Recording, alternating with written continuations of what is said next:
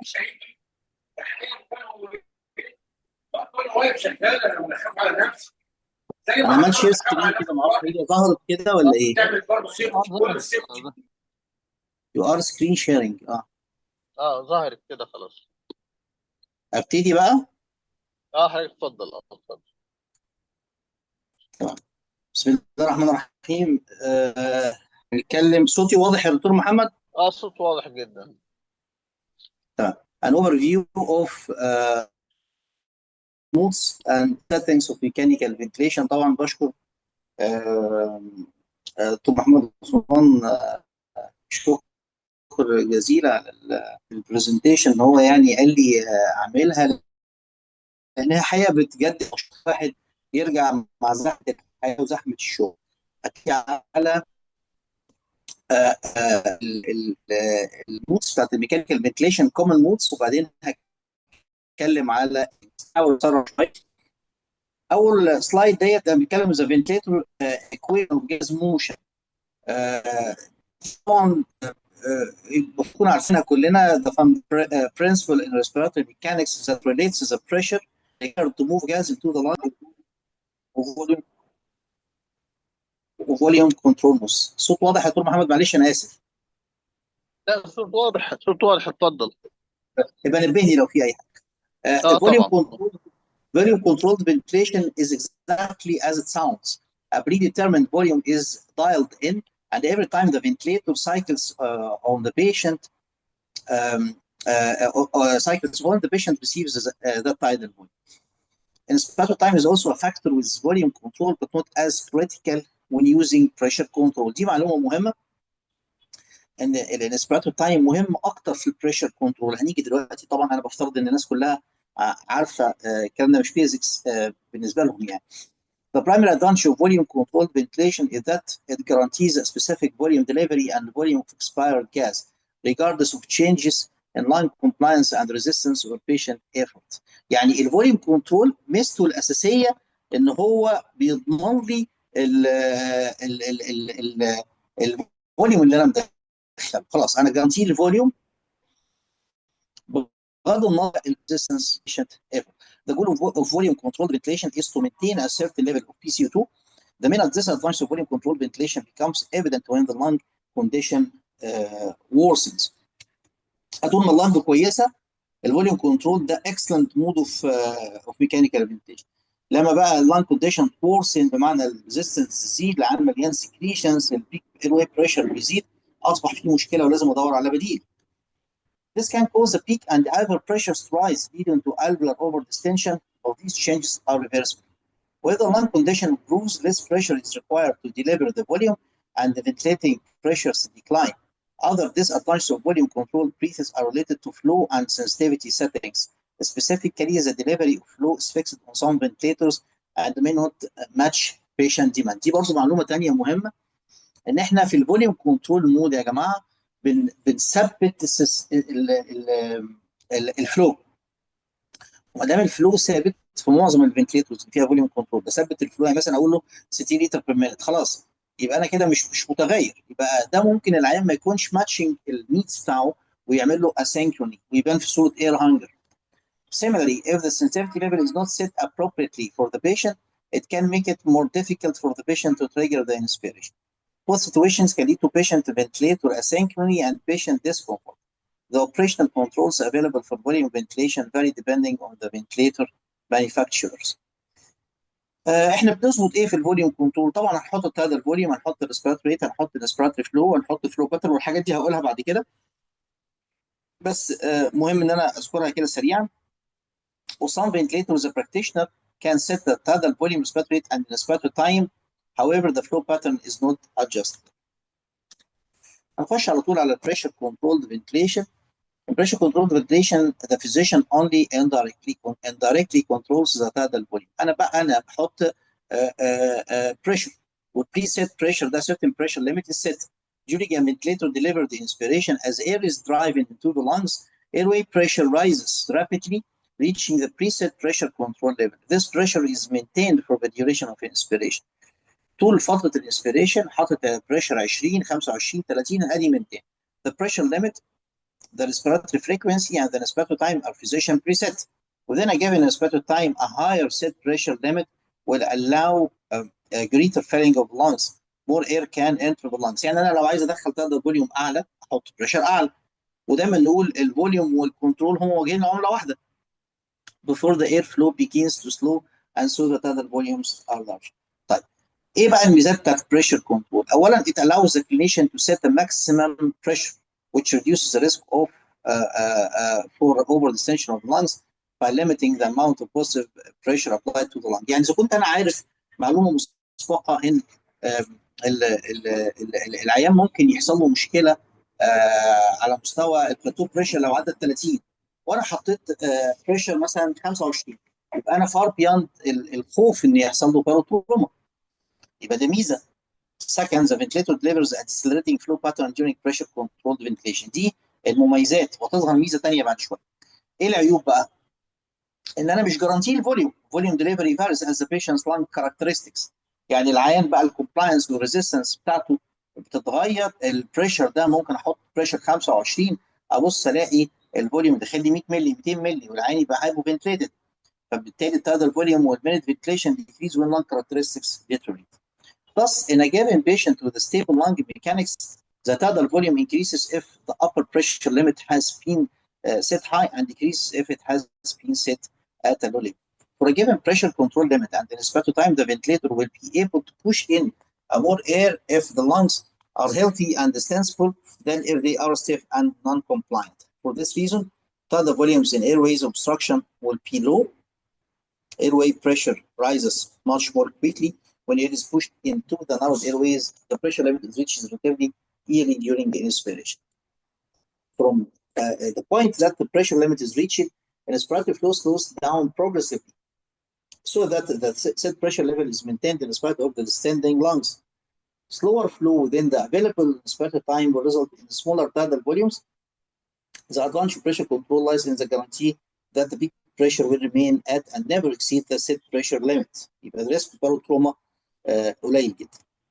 The use of a decelerating wave form during volume controlled ventilation can to an extent mimic the pressure and the flow characteristics of pressure control. يعني حته كده بالبلدي عايز تقلب الفوليوم كنترول بريشر كنترول حط له decelerating wave form. ادي معلومه كده على الماشي. It should be appreciated that pressure controlled ventilation is time cycled, which means that the inspiratory breath is terminated after a preset time has elapsed, whereas volume controlled ventilation is volume cycled, meaning that the inspiration is completed only when the preset tidal volume has been delivered. If the pressure setting is reached, the ventilator will then cycle off and the patient will then exhale. How much the patient's tidal volume is determined on how high the pressure limit is set. If the lungs are stiff or non-compliant, the pressure will build more slowly and the respect time will have to be adjusted to accommodate the need of the patient. A longer respect time will allow the patient to obtain a full tidal volume with each breath. If the lungs are very pliable, such as a patient with COPD, a shorter respect time will be needed because the lungs will inflate very quickly.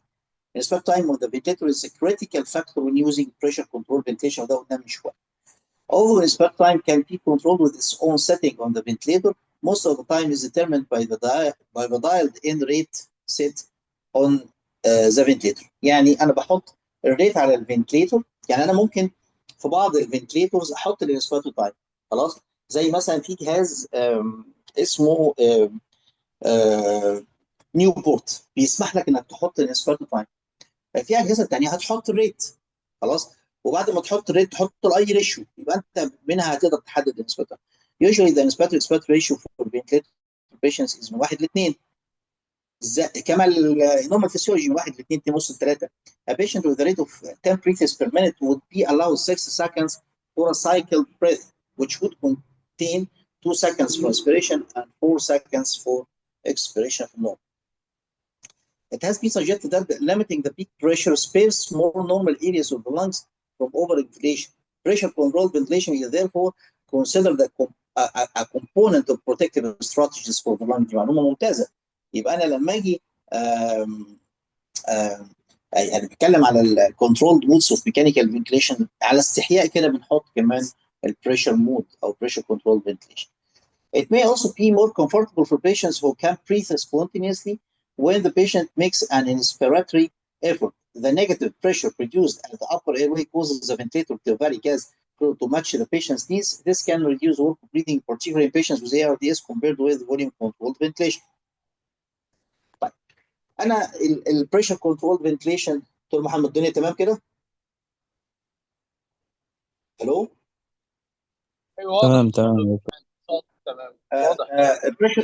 البريشر كنترول فنتليشن والفوليوم كنترول فنتليشن are equally beneficial in patients who are not spontaneously breathing when a targeted flow pattern is. هي دي السلايد اهم حاجه هطول فيها شويه. شوف بس اللي بعدها. يبقى انا دلوقتي هختصر اللي انا قلته. هتكلم من دماغي في السلايد دي. pressure control ventilation and volume control ventilation are equally beneficial in patients who are not spontaneously breathing when a targeted flow pattern is used. يعني ايه؟ العيان دخلي في ريسبيراتوري فيل، حطيته على الفنتليتور ونيمته، استخدم بريشر استخدم فوليوم، مفيش اي فرق. اوكي؟ وان كنت هقول حاجه ثانيه دلوقتي. on the other hand لما نيجي بقى نتكلم العيان بدا تفوقه او بدا يفوق هو لوحده، وبدا يبقى فيه موفمنت، بدا يبقى فيه agitation. For spontaneously breathing patients, pressure controlled ventilation may lower the work of breathing and improve patient comfort to a greater extent than volume controlled ventilation, thereby reducing the need for sedatives and pneumomastic blocking agents. يبقى هنا الكلام بيقول ايه؟ والحقيقه ده اللي احنا ماشيين بيه. انا بالنسبه لي الاثنين حاجه واحده، الاثنين واجهين لعمله واحده. ودايما بقول للناس الاصغر مني مش هتفرق اخترت انهي مود، المود تبقى فاهم تتعامل ازاي مع المود. اول ما العين هحطه على ميكانيكال فنتريتور، تخيلت حطيت على ميكانيكال فنتريتور، احنا بنعمل ايه؟ وده الكلام اللي هو بيقولوا ايه؟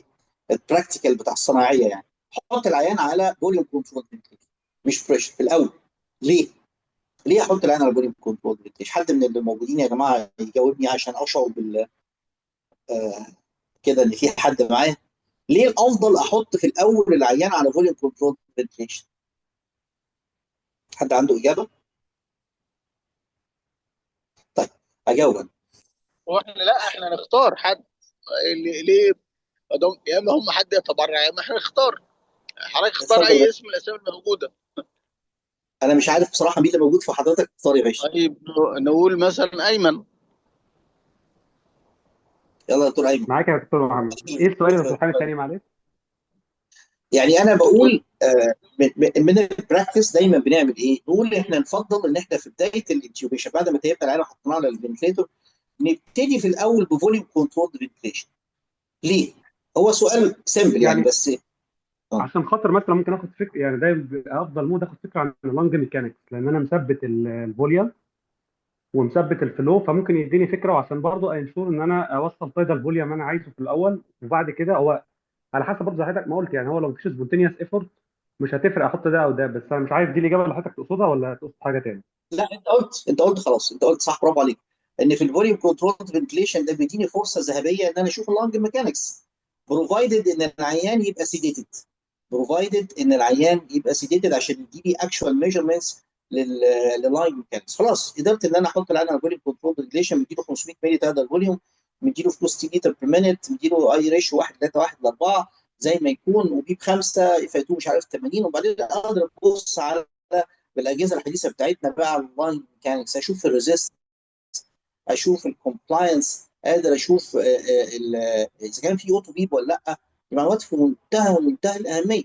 لقيت الريزيستنس عاليه جدا 16 18 20، لا والبيك بريشر في السماء، يبقى انا دلوقتي المود ده هيبقى فيه مشكله بالنسبه لي. ليه؟ مش هيدخل لي التادا الفوليوم المناسب، ده هيبتدي كات سايكل بدري. حاطط انا تادا فوليوم 500 والجهاز عمال يديك الارم ويقطع السايكل بدري عشان العيان مخنوق. يبقى انا في ايديا هنا انا احل مشكله العيان ازاي؟ اجيب النيرس وتشفط كويس، اعمل جلسات، ادي ستيرويدز وهكذا. فبعرف عن طريق الفوليوم كنترول فنتليشن والله الامكانيات بتاعت العيان عامله ازاي. ودي بتبقى اصعب فتره في الاول، وبعدين ليتر اون اقدر ان انا احول العيان على البريشر اذا كنت عايز. اذا كنت عايزه يكمل على الفوليوم كنترول فنتليشن اتس اوكي. لكن العيان انا مثلا راجل بتاع تشست في الاساس، عياننا كلهم سي او بي دي وازمه، وجايين عيانين اكسبريشن اوف سي او بي دي ده مليان سكريشنز بالهبل. اول ما تحط انا فوليوم كنترول 500 مللي ولا ايا كان، تبص تلاقي البيك بريشر ظبطه على 50، البيك بريشر نط خلاص يعني بيكات السايكل. لما يحصل كده عرفت ان العيان ده عنده مشكله. بص على الريزيستنس، الاقي الريزيستنس عالي. طب افرض ان انا شخصت العيان غلط، وحطيت عيني على الفنتليتور ومفيش ليك، ولقيت البيك بريشر بتاعي مع الفوليوم اللي انا حاطه ده 20، لا يبقى مش هي دي القضيه مش في السكريشنز ومش في الاوبستراكشن. قد يكون الان عنده نيموثوركس، قد يكون عنده بلورال افيوجن، عنده نيمونيا، قد يكون يعني حاجات ثانيه. فهي الجمله اللي انا حابب اكد عليها هنا، اتس بيتر ان انا في الاول ما هوش يعني قاعده ذهبيه، لكن اقول اتس بيتر ان انا في الاول احط العيان على فوليوم كنترول فنتليشن، وبعدين اسيس كنترول، وبعدين ابقى اقلب بعد كده المود اللي انا عايزه. وطول ما العيان سيديتد هختار يا فوليوم كنترول يا بريشر كنترول. بعد كده هيبتدي يفوق العيان، ادور على حاجه من سبونتينيوس بريدنج. نقلب على اللي بعده.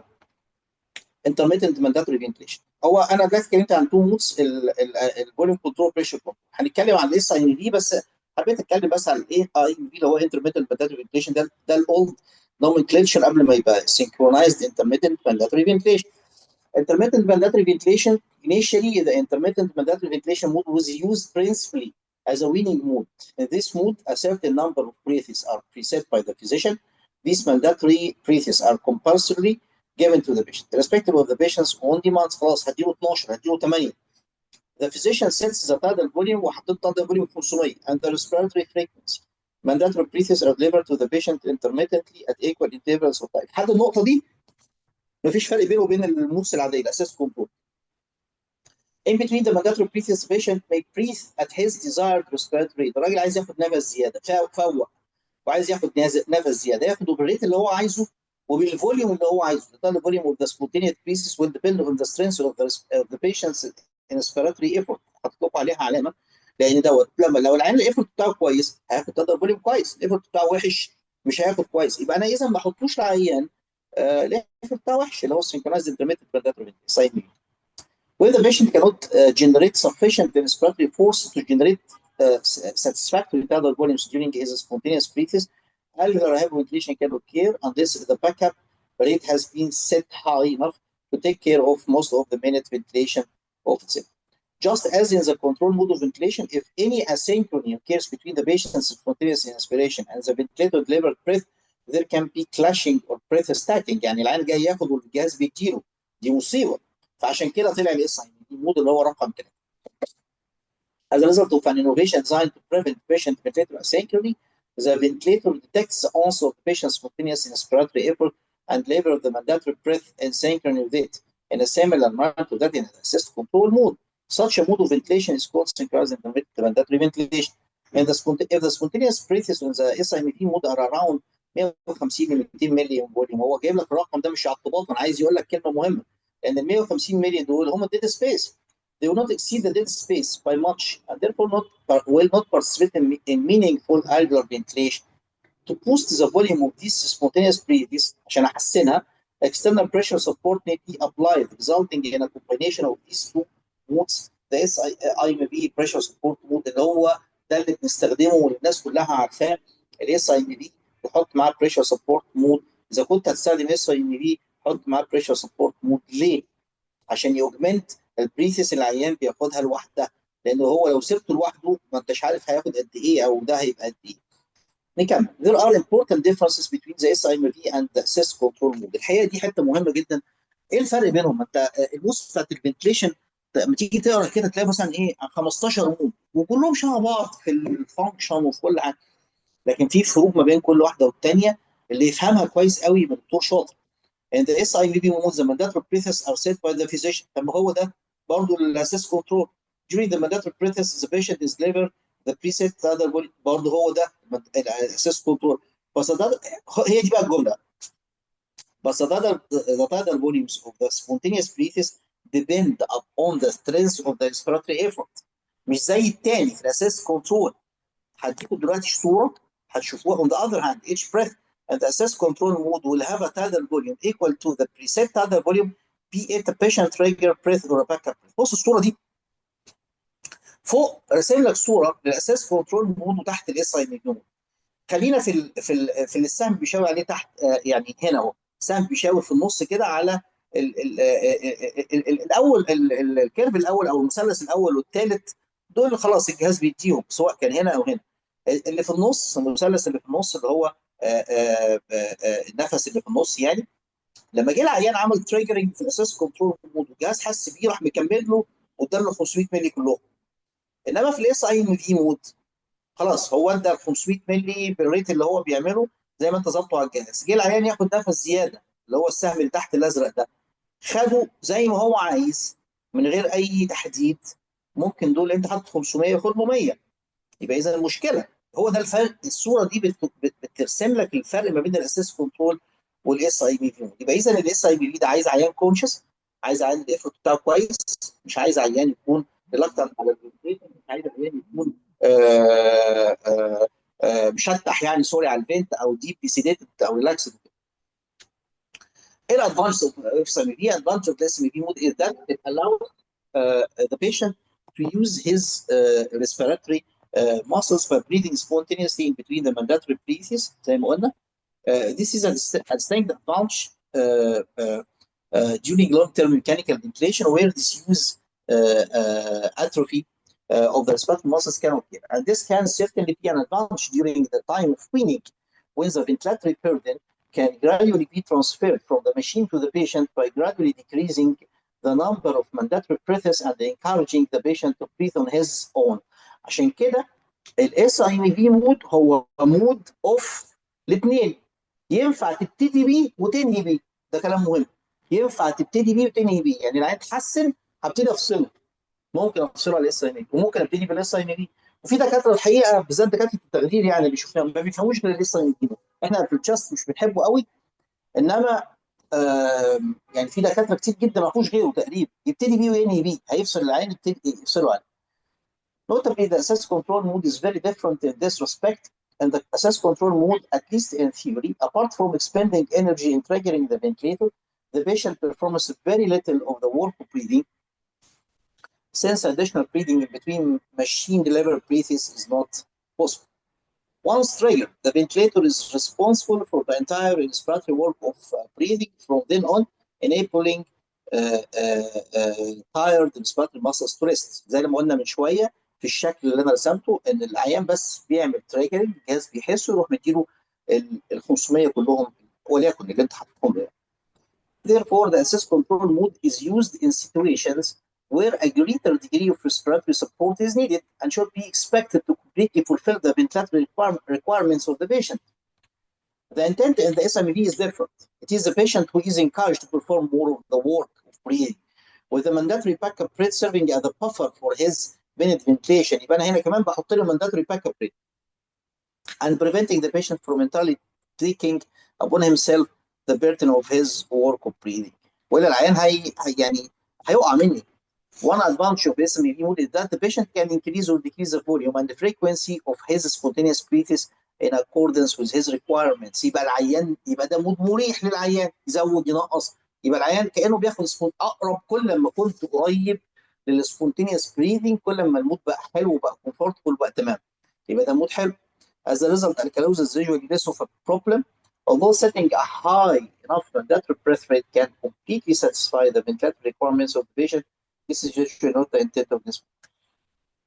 The objective is to make the patient perform at least some of the work of breathing, and to enable this to happen, the minute ventilation provided by the mandatory breaths is deliberately set at a level below the minute ventilation requirements of the patient. يعني ايه؟ يعني انا دلوقتي افترضت ان العيان انا عايز اديله minute ventilation مثلا 8 لتر، انا اروح مديله ايه؟ عن طريق اس ام في مثلا 4 عشان هو يروح مكمل. خلاص؟ يبقى the objective is to make the patient perform at least some of the work of breathing، والا هو لو خد كله مني يبقى ايه الميزه؟ ما انا بقول ده مود هيساعدني على الويننج. And to enable this to happen, the minute ventilation provided by the mandatory breaths is deliberately set at a level يعني بشكل مقصود بحطه اقل من المينت ventilation اللي انا متوقعه للعيان. The generation of a spontaneous breath in the SIMV mode requires the creation of a negative intrathoracic pressure by contraction of the inspiratory muscles. يبقى انا لو عندي عيان ديب سيديتد ولا ما فيش اي او عنده سيفير ماسل مايوباثي مش هيساعدني، يبقى ده مش مناسب ليه. Thus, the spontaneous breaths are generated in a fashion more akin to physiological breathing. كل ما قربت من الفسيولوجي كل ما بقى المود ناجح. As a consequence of this, there is not as much a rise in the intrathoracic pressure as there would have been should all breaths be positive pressure breaths. The latter, of course, is the case in the stress control mode. Logically, therefore, the magnitude of the hemodynamic compromise caused by this mode should be relatively less. أنا مزود شوية السلايدز في الاس ام دي عمدا باي ذا واي، لأن عشان بس يعني أوضح لكم الفرق بينه وبين الاسيست كنترول مودز فوليوم كنترول أو بريشر كنترول. The advantage that the SMED mode has over the assist control mode in respect of circulatory hemodynamics. احنا قلنا بما ان العيان بيعمل نيجاتيف intrathoractic pressure عشان عنده respiratory muscles intact appears to be operative only as long as less than half of the minute volume is provided in the form of post pressure breathes. يعني اللي انا حاطه له compulsory زي ما قلنا في الاول او mandatory اقل من 50% من المينت فوليوم اللي العيان هياخده، وال 50% الباقيين هو اللي هيعملهم. When more than half of the minute volume is made up by the mandatory breathers, the hemodynamic advantage is lost. كلام في منتهى الأهمية والروعة، عشان كده حاطط على تحتيه خط. يعني أنا توقعت إن المينت فنتيشن، ودلوقتي هنقول بعد شوية إزاي أحسب المينت فنتيشن بتاع العيان بكالكوليشن. مثلا 8 زي ما قلت، أديله 4 بس عن طريق الجهاز الفنتليتور، وأخليه هو بقى يكمل. وبعدين حاطط له بقى تابلت عشان مش يفيل، وبعدين بمونيتور العيان وبشوف، والا هقلبه على مود تاني. لو انا عملت كده وانا اديت له 50% مش اكتر عن طريق الجهاز وهو بيكمل بالباقي، هبص الاقي فيه هيموديناميك ادفانتج. العيان دوت شوك، بدا يبقى النيجاتيف انترافيرنس بريشر ماتش مور نيجاتيف، هيساعدني على الفينس ريتيرن، وبالتالي البريلود هيتحسن، وبالتالي الكارديك اوتبوت فيلنج هيتحسن، الهارت فيلنج هيتحسن، والكارديك اوتبوت هيتحسن، والكلام ده. These are, however, vexatious issues, and it may well be that the hemodynamic advantage gained by the use of low backup rate in the SMFU is offset by the increased work of breathing necessitated by breathing at a high spontaneous rate when the mandatory rate is low. يعني هو الراجل اللي انا جايب منه السلايس بيقول لك يعني في كلام متناقض بقى. يعني اللي انت الهيمودynamic advantage اللي انت بتقولها دي by the low backup rate in the SMFU is offset، هيضيع بالانكريز ورك اوف بريذنج اللي هتحتاجه عشان ياخد نفسه لو لوحده يعني. ان فاكت اس ام اي بريذنج كان هو احنا في اخر دقيقه في اللينك ده، يعني هو يعني غالبا بعد دقيقه بيفصل، وبعدين 5 دقايق واكون بعت حركه اللينك الثاني عشان نبدا على طول ان شاء الله. هتبعت لينك تاني يعني؟ هبعت حركه لينك ثاني اول ما ده يفصل. ماشي يا باشا، ماشي يا باشا. يعني احنا قدامنا 30 ثانيه تقريبا عشان ما تتفاجئش انه فصل يعني. ماشي يا باشا. اتفضل. In fact, this immediate breathing can lead to an undesirable increase in oxygen consumption, which may even exceed the oxygen consumption that occurs in assist control mode, when at least 80% of the minute volume is provided by mandatory immediate breathes. Patients can be considered to be fully supported. When this is the case, there may be no special advantage of either mode SMD or assist control over the other. يعني ايه الجمله دي؟ برضه جمله لطيفه قوي.